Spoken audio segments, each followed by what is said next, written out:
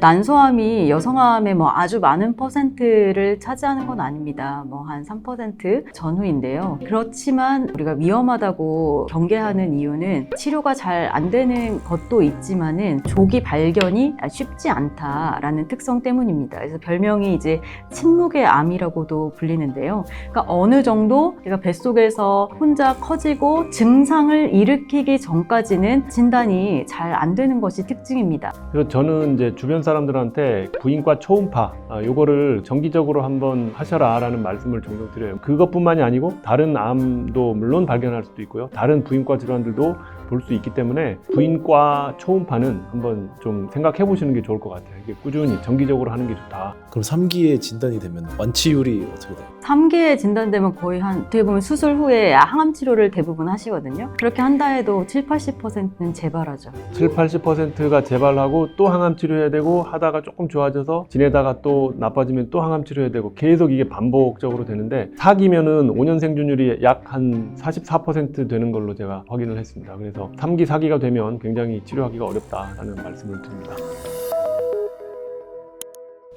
네, 안녕하세요. 18년차 암 전문의 문용화입니다. 네, 안녕하세요. 암 전문의 김슬기입니다. 네, 오늘은요, 시청자 여러분들과 함께 난소암에 대해서 이야기를 나눠보도록 하겠습니다. 난소암을 어떻게 진단하고 어떻게 치료하는지에 대해서 오늘은 조금 깊게 들어가 볼 테니까요, 여러분들 이렇게 보시고 나중에 다시 한번 돌려보시면 도움이 될 것 같아요. 제가 난소암 얘기를 하는 이유는요, 제가 통계를 봤더니 2002년도, 그러니까 지금부터 한 23년 전이죠. 2002년도에는 난소암이 한 1,400여 명 우리나라에 진단이 됐다고 하고요. 그로부터 20년이 지난 2022년에는요 3,200여 명이 진단이 됐습니다. 그래서 2배 이상 진단이 늘었다라고 이제 말씀을 드리고요. 2018년도부터 2022년까지 이제 5년 상대 생존율을 제가 한번 찾아봤는데요. 여성암들 중에서 유방암, 자궁내막암, 자궁경부암, 그리고 난소암, 이런 여성암들 중에서 5년 생존율이 가장 낮은 게 난소암입니다. 한 65% 정도 5년 생존율이 되는데, 물론 이제 1, 2기 이런 초기까지 다 포함해서입니다. 그렇기 때문에 난소암에 대해서 한번 오늘 깊이 있게 다뤄보는 게 좋겠다, 이렇게 생각을 합니다. 난소암이 여성암의 아주 많은 퍼센트를 차지하는 건 아닙니다. 한 3% 전후인데요. 이게 그렇지만 우리가 위험하다고 경계하는 이유는 치료가 잘 안 되는 것도 있지만은 조기 발견이 쉽지 않다라는 특성 때문입니다. 그래서 별명이 이제 침묵의 암이라고도 불리는데요. 그러니까 어느 정도 얘가 뱃속에서 혼자 커지고 증상을 일으키기 전까지는 진단이 잘 안 되는 것이 특징입니다. 그래서 오시는 환자들 대부분이 예를 들면 소화가 몇 달 동안 잘 안 됐다든지, 배가 팽만하게 부풀어 온다든지, 소변이 불편하다든지, 이런 비특이적인 증상으로 오시는 것이 대부분이고요. 이런 분들 이제 검사해 보면 이제 복수가 차 있거나 이런 분들이 대부분이죠. 그래서 검사를 해보면 난소암으로 발견되곤 합니다. 그럼 이거는 건강검진 때도 몰라요? 네네, 건강검진에서 대부분 하지는 않고요. 이제 난소암의 이제 종양 표지자라고 되어 있는 CA125가 있기는 한데, 이것이 어떤 진단적 가치는 없다고 되어 있거든요. 그렇기 때문에 사실은 아무리 정기적인 초음파나 이런 종양 표지자 검사를 한다고 해도 제한적으로 진단될 수밖에 없는 것이 사실입니다. 그렇지만 여러 위험 인자를 가지고 계신 분들은 좀 더 부인과 검진을 열심히 하시는 것은 약간의 도움은 되리라 생각합니다. 그래서 저는 이제 주변 사람들한테 부인과 초음파 요거를 정기적으로 한번 하셔라 라는 말씀을 종종 드려요. 물론 그게 난소암을 꼭 발견하기 위한 목적은 아닌데요, 그것뿐만이 아니고 다른 암도 물론 발견할 수도 있고요, 다른 부인과 질환들도 볼 수 있기 때문에 부인과 초음파는 한번 좀 생각해 보시는 게 좋을 것 같아요. 이게 꾸준히 정기적으로 하는 게 좋다. 정기적으로. 그거 옵션이죠, 그것도. 그렇죠. 이제 국가암검진에는 조기 발견했을 때 생존율을 확실히 높일 수 있고, 발견했을 때 그런 효과가 있을 만한 암들만 하잖아요. 5대암, 6대암. 근데 그 중에 난소암은 없죠. 하세요? 매번? 저는 하고 있죠. 매번 하세요? 네. 저도 와이프한테 그걸 하라고 합니다. 건강검진 할 때 꼭 포함해서 해라 라고 얘기를 합니다. 하는 게 좋습니다. 근데 난소암이 종류가 한 가지는 아니잖아요. 종류가 어떤 것이 있는지 말씀해 주시죠. 아마 조직형을 말씀하시는 것 같은데요, 난소암의 대부분은 상피성 암입니다. 상피 세포에서 생기는 암이라고 해서 상피성 암인데요, 그 중에서 이제 장액성 암이 이제 40%로 가장 많고요. 그다음 자궁내막양, 엔도메트리오이드, 그다음 점액성 투명세포, 뭐 이런 암들의 어떤 조직형이 있고요. 우리가 난소암에 가장 흔하게 보는 조직형이 하이 그레이드 시러스 칼시노마라고 해서 고등급 장액성 암이라는 조직형이 있는데, 그에 반해서 이제 저등급 장액성 암도 있어요. 고등급, 저등급. 근데 고등급 암이 예후가 안 좋다라는 게 지금까지 어떤 연구 결과로 다 알려져 있기 때문에 우리가 이 고등급 장액성 암에 대해서 경계를 하고 잘 알아둬야 되겠다라고 말씀을 드립니다. 대부분은 고등급 장액성 암입니다. 이렇게 현미경적인 모양을 기준으로 이렇게 분류를 한다는 자체가 이 분류에 따라 어떻게 보면 예후가 많이 다르기 때문이잖아요. 그렇죠. 저희가 부인과 암에 대해서 병기를 설명을 드릴 때 이제 피고 병기라고 얘기를 합니다. 피고라고 하는 단체에서 이런 병기 시스템을 만들어서 그런데요. 말씀 들으셨던 것처럼 대부분은 3기 이상에서 진단이 되는 거고요. 그래서 1, 2, 3, 4기 중에서 몇 기냐라는 걸 처음에 딱 그 난소암 진단을 받으면 먼저 판정을 해야 됩니다. 그래서 뭐 1기는 난소 또는 난관에만 국한되어 있는 경우를 말하고요. 1기도 A, B, C로 나뉩니다. 그래서 C로 갈수록 조금 더 진행이 된 거다 이렇게 하시면 되고, 2기는 자궁 또는 반대쪽 난관 난소로까지 전이된 경우, 3기는 복부로 이제 복막에 좀 퍼져 있는 경우를 말하고요. 4기는 원격으로 퍼져 있는 경우를 말합니다. 그럼 1기면은 치료가 잘 돼요? 그렇죠. 1기면 그래도 수술하고 항암 치료를 하는 경우도 있고 안 하는 경우도 있어요. 1기에서 조금 등급이 안 좋거나 아니면 뭐 난소가 터졌거나 공격적인 그런 상태면 항암 치료를 하고 그냥 지내는 경우도 있지만, 1기는 이제 완치되는 경우도 꽤 높습니다. 그럼 3기에 진단이 되면 완치율이 어떻게 돼요? 3기에 진단되면 거의 어떻게 보면 수술 후에 항암 치료를 대부분 하시거든요. 그렇게 한다 해도 7, 80%는 재발하죠. 7, 80%가 재발하고 또 항암 치료해야 되고, 하다가 조금 좋아져서 지내다가 또 나빠지면 또 항암 치료해야 되고, 계속 이게 반복적으로 되는데, 4기면은 5년 생존율이 약 한 44% 되는 걸로 제가 확인을 했습니다. 그래서 3기, 4기가 되면 굉장히 치료하기가 어렵다라는 말씀을 드립니다. 이제 3기는 복막전이라고 말씀드렸잖아요. 암이 복막에 이렇게 파종성으로 이렇게 싹 뿌려져 있는 거기 때문에 아무리 수술하는 의사가 눈에 안 보이게 다 긁어낸다 해도 암의 씨앗, 그러니까 세포 범위로서 이걸 아예 없애는 것이 사실 어떻게 보면 현대 기술로서 쉽지는 않기 때문에 이제 약물 치료로서 그런 것을 없애기 위해 항암 치료하고 뭐 유지 치료하고 하지만 이제 제한적인 거죠.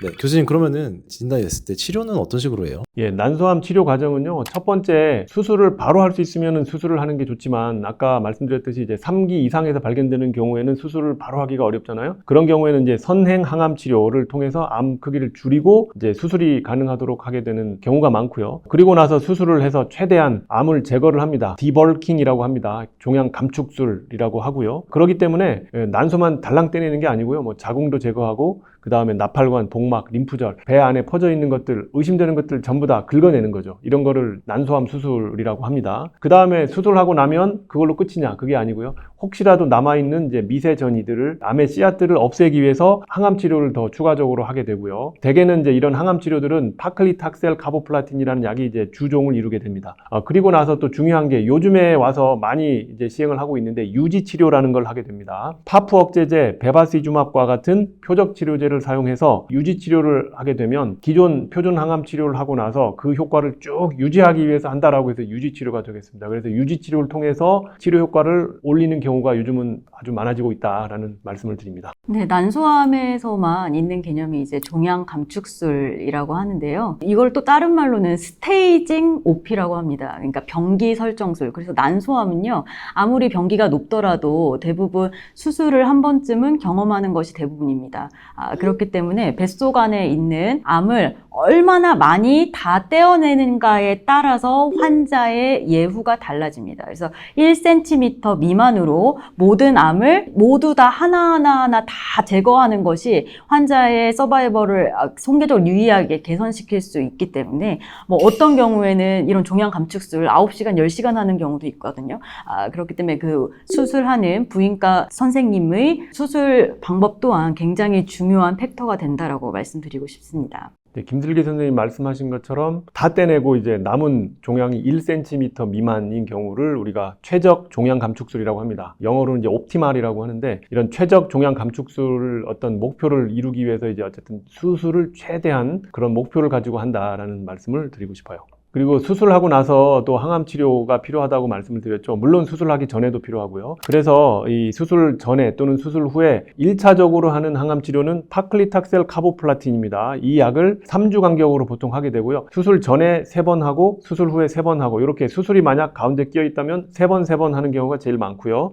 만약에 수술 후에만 한다면 3번을 이제 합쳐서 하기 때문에 이제 6번을 시행하게 됩니다. 그리고 재발하게 되면 또 항암 치료가 필요한데요. 항암 치료가 1차적으로 끝나고 나서 백금 감수성 재발이냐 백금 내성 재발이냐에 따라서 항암 치료의 종류가 또 달라질 수 있다라는 말씀을 간단히 드립니다. 그 백금 그거는 그냥 종류인 거죠? 네네. 예를 들면 파클리탁셀 카보플라틴 하면 이제 플라틴, 요게 이제 플래티넘, 백금 항암제거든요. 이제 난소암은 제가 3기 이상이면 거의 7, 80% 재발하는 굉장히 힘든 암입니다 말씀드렸는데, 처음에 재발은 대부분 마지막 항암으로부터 이제 6개월 넘게 있다가 재발을 하게 되죠. 이러면 이제 아직 백금 항암제의 감수성이 있다. 왜냐면 항암하고 좀 오랜 기간 있다 재발했기 때문에 그럼 백금 감수성 재발이다 이렇게 말씀드리고요. 근데 이 상태에서 또 그럼 항암 치료를 하죠. 백금 기반의 항암 치료를 하는데 그럼 이제 안타깝게도 점점 그 재발 기간이 짧아집니다. 계속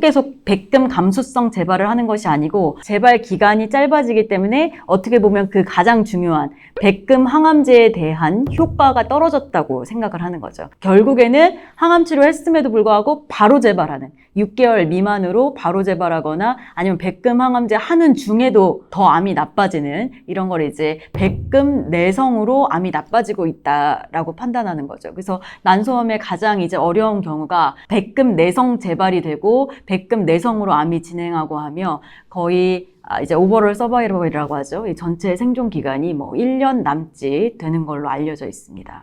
네, 김슬기 선생님이 잘 설명해 주셨는데요. 그러면 어떤 항암제를 쓰느냐? 백금 감수성 재발인 경우는 백금제를 바탕으로 해서 항암제를 쓰게 되는데 기존에 썼던 파클리탁셀 카보플라틴 여기다가 베바시주맙을 추가할 수 있고요. 그 다음에 젬시타빈 카보플라틴에다가 베바시주맙 추가할 수 있고요. 그 다음에 캘릭스 카보플라틴 이런 항암제들의 조합을 쓸 수가 있습니다. 그리고 백금 내성 재발에서는 말 그대로 백금에 내성이 있다, 저항성이 있기 때문에 백금은 효과가 없습니다. 그렇기 때문에 다른 항암제를 써야 되고요. 이런 경우는 파클리탁셀에 베바시주맙을 조합해서 쓸 수가 있고 토포테칸 베바시주맙 또는 캘릭스 베바시주맙 쓸 수가 있고요. 그냥 베바시주맙 다 떼고 아까 말씀드린 항암제들을 단독으로 쓸 수도 있고요. 젬시타빈이나 비노렐빈 이런 항암제도 쓸 수 있습니다. 저희가 지금까지 백금 감수성 재발, 백금 내성 재발에 대해서 말씀을 드렸는데 그렇다고 하면 1차 치료를 마치고 재발하지 않으면 사실은 그런 치료를 하지 않아도 되겠죠. 그래서 재발하지 않도록 그 기간을 길게 가져갈수록 좋을 것이다 라는 생각을 하실 수가 있습니다. 그래서 이런 목적으로 하는 치료가 뭐냐 하면 유지 치료라고 하는 것입니다. 그래서 1차 항암 치료가 끝나고 나서 파클리탁셀 카보플라틴 6번 했잖아요. 이게 1차 항암 치료인데 이 항암 치료가 끝나고 나서 쓰는 유지 치료에 뭐가 있느냐 하면 베바시주맙이라고 하는 혈관 생성 억제제, 그다음 파프 억제제라고 하는 표적 치료제가 있습니다. 이것은 이제 손상된 DNA를 수선하는 파프라고 하는 이 효소를 억제하는 약입니다. 그래서 이 두 가지 약제 중에 1차 유지 치료를 위해서 이제 사용을 하게 되는데요. 그러면 재발하는 기간을 훨씬 더 늘릴 수가 있습니다. 이런 게 임상시험으로 입증이 되어 있어요. 그래서 1차 유지 치료로 어떤 연구 결과와 이제 약제가 있는지를 간단히 말씀드리면 여러분이 이 표에 보이시는 것처럼 솔로1이라고 하는 임상시험에서는 이제 올라파립, 림파자라고 우리가 알고 있죠. 프리마라고 하는 임상시험에서는 니라파립, 이건 제줄라라고 알고 있고요. 파울라1이라고 하는 임상시험에서는 올라파립과 베바시주맙을 병합한 약제가 1차 유지 치료로 사용했을 때 재발할 때까지의 기간, 우리가 무진행 생존 기간이라고도 합니다. 길게 연장시켜 주었다라고 하는 게 이미 임상시험 결과로서 입증이 되었기 때문에 해당이 되시는 분들은 반드시 쓰는 게 좋겠다라는 말씀을 드리고요. 특히 이런 파프 억제제는 브라카 돌연 변이가 있는 환자분들이 효과가 좋습니다. 그렇기 때문에 브라카 돌연 변이가 있는지를 반드시 체크를 하셔야 되고 가령 브라카 돌연 변이하고 비슷한 성질 갖는 유전자 변이도 있거든요. HRD라고 하는 유전자 검사에서 만약에 양성으로 나타나는 경우도 파프 억제제가 효과가 좋습니다. 그렇기 때문에 브라카와 HRD 검사가 이제 필요하겠다라는 말씀을 드리고요. 결과에 따라서 만약에 이런 유전자가 양성이면 파프 억제제를 사용하는 게 좋다. 만약에 이런 유전자가 음성이면 베바시주맙을 유지 치료로 사용하는 경우가 많습니다. 거의 재발 위험 한 60-70% 줄이잖아요. 70% 줄이죠. 그리고 1차 유지 치료를 말씀을 드렸는데 백금 감수성 재발이 되는 경우가 있겠죠. 뭐 이런 유지 치료를 하든 안 하든 어쨌든 어느 시점이 되면 한번 또 재발하는 경우가 있을 수 있습니다. 그런 경우에 백금 감수성 재발이면 또다시 백금제를 바탕으로 해서 항암 치료를 몇 차례 더 이어나간다고 말씀을 드렸어요. 근데 그런 경우에도 반응을 보이는 경우에 2차 유지 치료를 하게 됩니다. 이 2차 유지 치료로 이제 쓰였던 표적 치료제와 임상시험 이름을 제가 좀 말씀을 해드릴게요. 여기 표를 보시면 됩니다. 솔로2 연구라고 하는 데서는 이제 올라파립, 림파자죠. 노바 연구에서는 니라파립, 제줄라, 그리고 아리엘3라고 하는 임상시험에서는 루카파립이라고 하는 파프 억제제를 사용을 했더니 재발했음에도 불구하고 감수성 재발임에도 불구하고 2차 유지 치료를 통해서 다음 재발까지의 기간을 아주 길게 유지를 해주었다라고 하는 연구 결과가 있기 때문에 이것도 마찬가지로요. 브라카 돌연변이가 있으면 더 효과가 좋습니다만 이런 경우는 브라카 돌연변이가 있지 않아도 백금제의 효과가 좋았던 환자들이 파프 억제제를 사용을 하면 효과가 좋다라는 연구 결과가 있기 때문에 파프 억제제를 2차 유지 치료로 사용하는 것이 좋겠습니다. 교수님, 그러면은 진단도 쉽지 않다고 하셨는데 그럼 어떤 이 유전자 같은 검사를 해야 되는 거예요? 아니면 대처 방안 같은 게 있을까요? 유전자 검사는요, 진단하기 전과 관련된 그런 이제 유전자 검사가 지금 있을 수 있는데 이제 그런 말씀을 하시는 것 같아요. 근데 이제 브라카 유전자라는 게 있는데요. 그 유전자 돌연변이가 있으면 난소암에 대한 가족력이 굉장히 높습니다. 그러니까 난소암이 발생할 위험이 굉장히 올라간다. 그 가능성이 올라간다는 뜻이죠. 그렇기 때문에 브라카 돌연변이가 있는 가족 구성원들은 정기적으로 난소암 검사를 굉장히 자주 해야 되고요. 뭐 부인과 초음파 같은 거 또는 이제 CA125도 물론 하는 게 좋고요. 어떤 경우는 심지어는 이제 예방적으로 난소를 미리 수술을 해버리는 경우도 있습니다. 덧붙여서 말씀을 드리면 이런 브라카 유전자 검사는 진단을 위해서 하는 경우도 있을 수 있지만은요, 조금 더 오늘 드리고 싶은 말씀은 브라카 돌연변이가 있을 때 아까 말씀드렸던 파프 억제제라는 표적 치료제가 훨씬 더 효과가 좋다라는 말씀을 드렸잖아요. 그래서 난소암 환자들은 브라카 돌연변이 검사를 반드시 하셔야 됩니다. 그러니까 그 약제를 쓸까 말까를 결정하기 위해서 하시는 거고요. 브라카 돌연변이뿐만이 아니고 브라카 돌연변이는 DNA가 이제 깨졌을 때, 손상이 됐을 때 이거를 고치는 그런 기능을 하는데 이거하고 비슷한 성질을 가지고 있는 유전자가 HRD라고 하는 유전자 검사가 있는데요. HRD 유전자도 검사를 하셔야 돼요.